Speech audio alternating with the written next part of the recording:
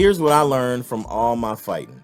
Number one is that when the adrenaline comes down, you're going to have to heal. You're going to have to deal with the pain of recovery. As good as you want to be, unless you are a highly professionally trained fighter and you have honed in your skills and strategy, chances are you are going to get hit. And in the fight, you won't feel it, but boy, will you feel it in recovery. And it just is not worth it. Number two, there's some serious implications to what can happen to you, especially now. Like, you can mess around and get sent up. Like, you get sent up to the law, and it's no telling how they gonna charge you. It's no telling they gonna charge you like a kid, charge you like an adult, or what that's gonna mean for your life. And you can hurt somebody for real. You might be real mad and taking off in that moment, but you could really do some damage to somebody that you can't come back from. And so I think I realized that at some point, and I was like, this stuff is just way too complex.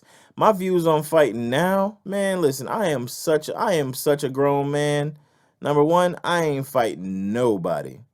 I ain't fighting nobody unless I am defending my home or my people. And I'm talking about in a real way. This is a life or death situation. And at then, we talking about life or death execution. So my goal is to never be put in that situation. I'm going to be prepared for it, and I hope I never have to execute on it. And that's that. Look, if I'm in a situation, somebody drunk or something like that, they come up to me talking about, oh, yeah, you stepped on my Nikes. And then they want to have a moment. Bruh, you got it. The bar is yours. It's nothing. Yep. Yep. I'm a punk and you're the man. Like, yeah, whatever. Whatever it takes, G. Like, it's all yours. It's nothing. Cause you know what I'm gonna do? I'm gonna make it home safe. I'm gonna make it home safe. I'm not gonna be locked up behind no bars with no prison record and my freedom all strapped up. I'm not about to hurt nobody and have to deal with that. I'm not going through none of that. I'm not about to heal and sit and heal from having a stupid moment with somebody. 9 times out of 10, if it's a fight that you don't need. Matter of fact, 9.99 times out of 10, you probably don't need to have no fight. The only fight that you need to deal with need to be life or death for real. That's my viewpoint on that. And there's a whole bunch of things in there too that you can be mad about, that can trigger you and all that stuff, and then you'll be 38 hot. You'll be super mad and want to go ahead on and retaliate and get some get back for that. But it just ain't gonna be worth it. At the end of the day, the cost for all this stuff is remarkably higher than the moment that it takes place and the reason why you're doing it. That's just how that thing falls out.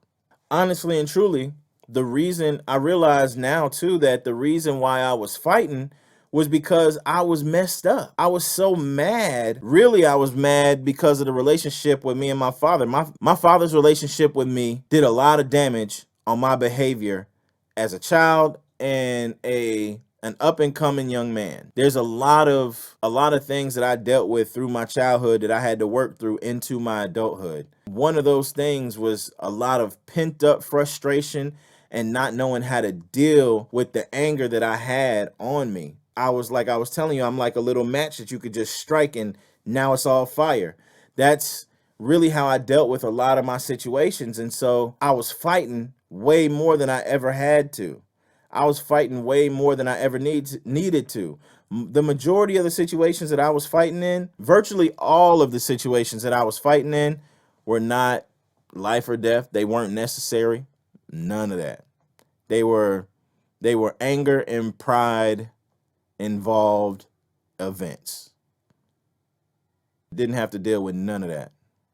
As I look back on that stuff, I just, even that time when they had me dealing with the counselor and trying to count backwards from 10 and control myself, I understand that I had a lot of misplaced anger with my father, and so I was taking it out on fighting and my relationships with these different situations. I had this short fuse because I had unresolved issues that stemmed to my father. My father's relationship was real big to me. That was my guy. Like, before he left, that was a hundred grand. That was my man. I thought he was a superhero. So that being stripped from me really played a big part in my ability to manage my anger and not be so quick to fight, not be so quick to brawl. After all of this, if there's any piece of game that I could give you, I would tell you, listen, most of the times that you're going to want to fight somebody, it's because your ego and your pride is wrapped up in the situation. Me and my homeboy was having a conversation real recently talking about what your pride and your ego are linked to. And through that conversation, we came to the conclusion that 9 times out of 10, your ego is wrapped up in the majority of the things that set you off.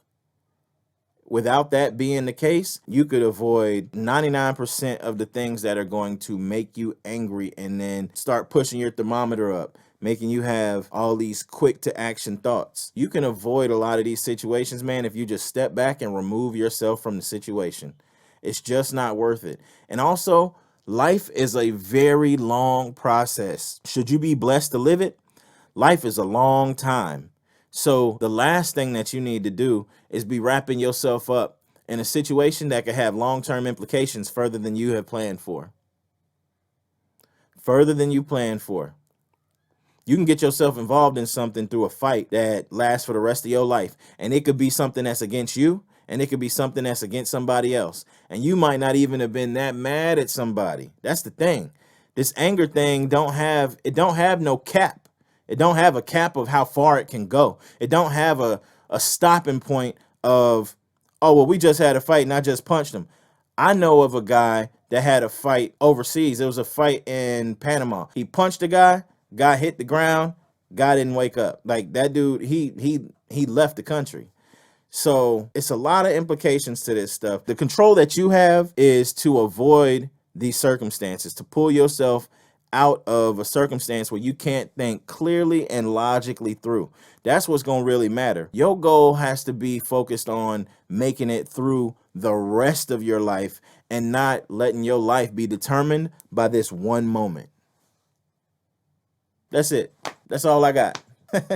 Hey, man, blessings. I hope you don't end up in a situation that you can't get yourself out of, man. Make a better decision today than you did yesterday, man. Keep on pumping. Peace.